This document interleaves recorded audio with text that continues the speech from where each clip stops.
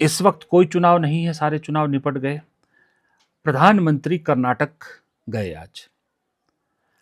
जब प्रधानमंत्री चुनावी सभा नहीं करते, कोई भी प्रधानमंत्री हो, सिर्फ यही नहीं, जब दूसरी सभाएं करते हैं तो वहां देश के प्रधानमंत्री क्या बातें करते हैं, अपनी सरकार की उपलब्धियां गिनाते हैं कि क्या क्या योजनाएं ला रहे हैं और वहां किस लिए गए हैं, उस योजना में क्या है क्या नहीं, ये बताते हैं ना सारी चीजें।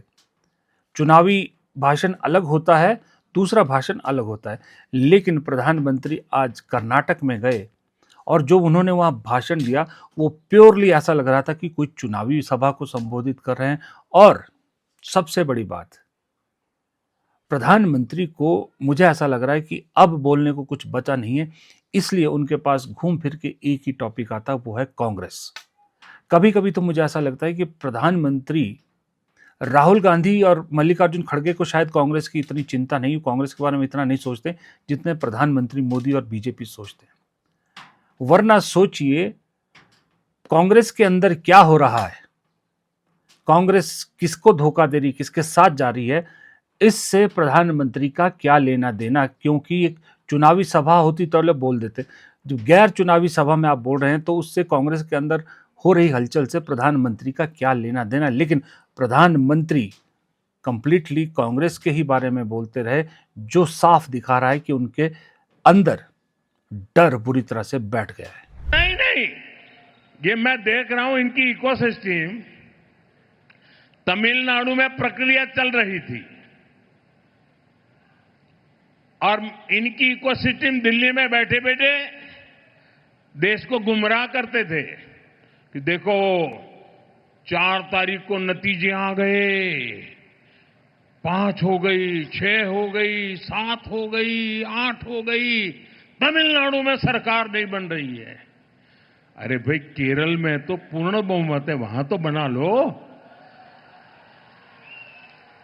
ये इकोसिस्टम केरल के लिए चुप है, नेता नहीं तर्क पा रहे। 2.5 साल की फॉर्मूला करे कि 1-1 साल के 5 मुख्यमंत्री की फॉर्मूला करे, अभी तक उनको नतीजा हाथ नहीं लग रहा है। और अपने पार्टी के नेताओं को भी वादे करना और फिर पीठ में छुरा भोंकना।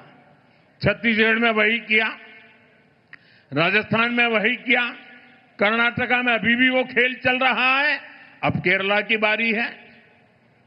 साथियों, हिमाचल में तो कांग्रेस सरकार के हालत सुनकर के आप हैरान हो जाओगे। कांग्रेस केरल में आज मुख्यमंत्री बनाए, कल बनाए, परसों बनाए, चौथ बनाए, इससे प्रधानमंत्री को क्या लेने देना होना चाहिए। अगर बीजेपी का कोई प्रवक्ता ऐसी बात करता समझ में आता, कोई नेता भी बात करता समझ में आता। देश का प्रधानमंत्री एक सभा करने गया है प्रधानमंत्री के तौर पर, वहां राजनीतिक बात कर रहा है, चुनावी सभा का भाषण दे रहा है और ऑपोजिशन पार्टी पर पूरा फोकस रख रहा है, उनके अंदर की इंटरनल पॉलिटिक्स को डिस्कस कर रहा है। तो क्या प्रधानमंत्री जी कांग्रेस की टेंशन में ज्यादा रहते हैं? और ऐसी बातें तो आदमी तब करता है ना जब डरता है। जिसको कोई डर नहीं होता वो विरोधियों की बातें भी नहीं करता, वो कह रहा है उनको जो करना करने दीजिए।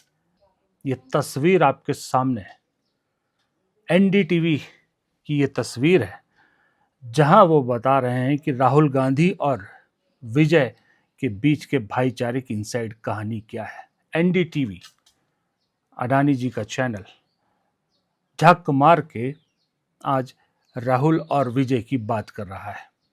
वो राहुल जिसको पिछले 12 साल से कोई स्पेस नहीं दिया जा रहा, सिर्फ एक नेगेटिव चीज़ें उनकी दिखाई जाती है।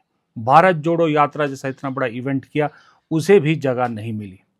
दूसरी तरफ विजय, जिसे मुख्यमंत्री की कुर्सी तक पहुंचने से रोकने के लिए क्या नहीं किया गया, कितने हथकंडे अपनाए गए, कितना कुछ जो है लोगों को स्पेस दिया गया, लेकिन अल्टीमेटली जीत सच की हुई।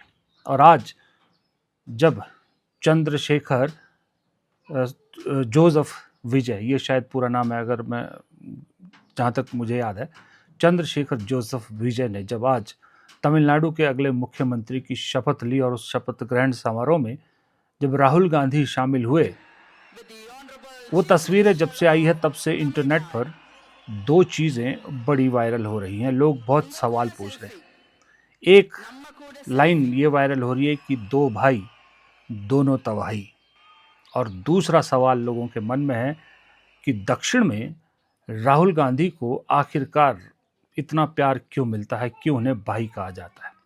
वजह यह है कि जब आज मंच पर दोनों सुपरस्टार, एक राजनीति का सुपरस्टार, एक फिल्मों का सुपरस्टार जो अब राजनीति में पहुंचा है, जब दोनों एक साथ आए तो लोगों का हुजूम और लोगों का जोश देखने लायक था। ऊपर से वो कहते हैं ना कि तड़का उस वक्त लग गया जब विजय ने भरे मंच से राहुल गांधी को भाई कहा। காங்கிரஸ் பேரியக்கத்தின் தலைவர் மதிப்புக்குரிய திரு மல்லிகார்ஜுன் கார்கே அவர்களே, பாராளுமன்ற எதிர்க்கட்சி தலைவர் மதிப்புக்குரிய மை பிரதர் திரு ராகுல் காந்தி அவர்கள், This is a new beginning.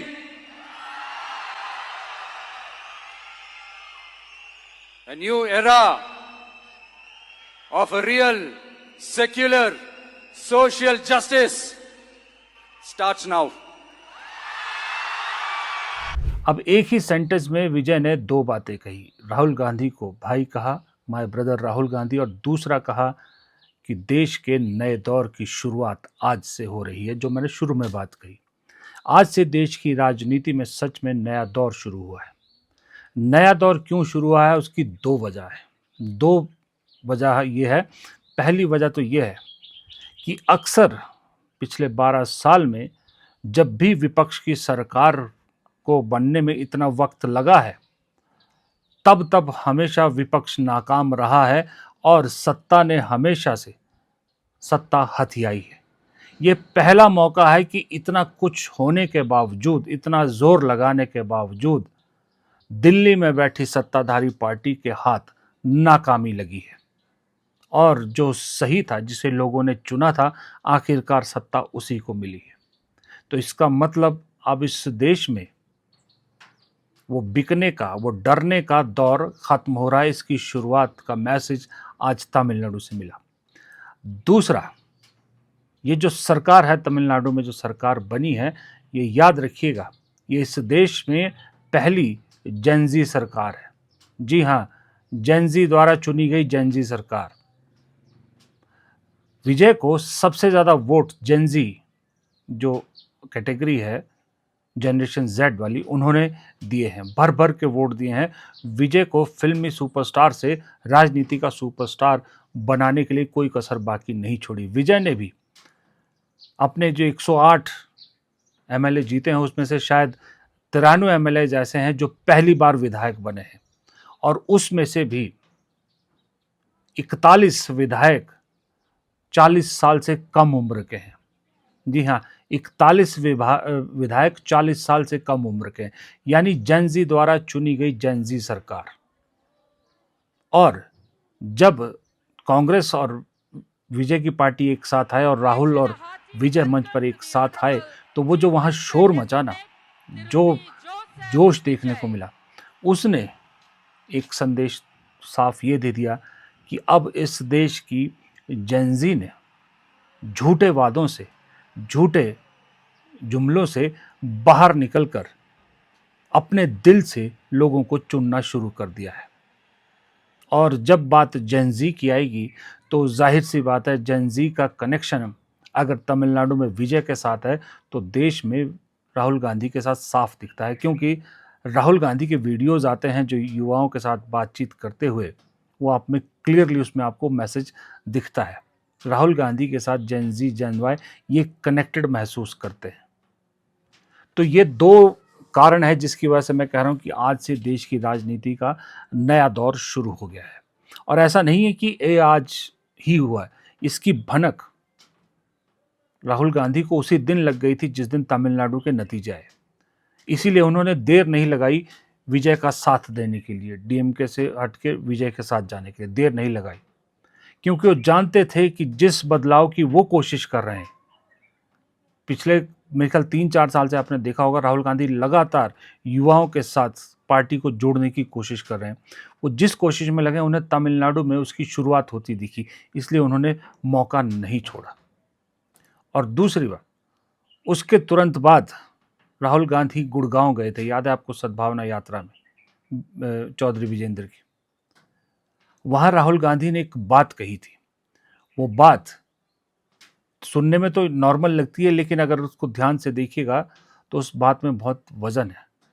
जब राहुल गांधी ने एक तरह से मोदी को धमकी दी थी कि जिस दिन हमारी सरकार आएगी उस दिन मोदी के साथ क्या होगा ये उनको भी नहीं मालूम।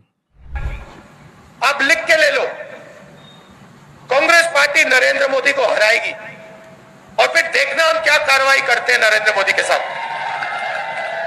क्योंकि इन्होंने देश पर आक्रमण किया है, लोकतांत्रिक सिस्टम पर आक्रमण कर कर इन्होंने अंबेडकर जी के संविधान पर आक्रमण किया है। अब आप देखिए, राहुल गांधी का खुले मंच से ये कहना, सीधा एक तरह की धमकी देना। हेमंता बिस्वा शर्मा जैसे पवन खेड़ा को धमकी दे रहे थे ना, खैर उनकी भाषा का तो क्या ही कहना, उसी अंदाज में राहुल गांधी ने सोफिस्टिकेटेड भाषा में सीधा प्रधानमंत्री को एक तरह से धमकाया है कि हिसाब देना पड़ेगा जिस दिन सत्ता से बाहर जाएंगे।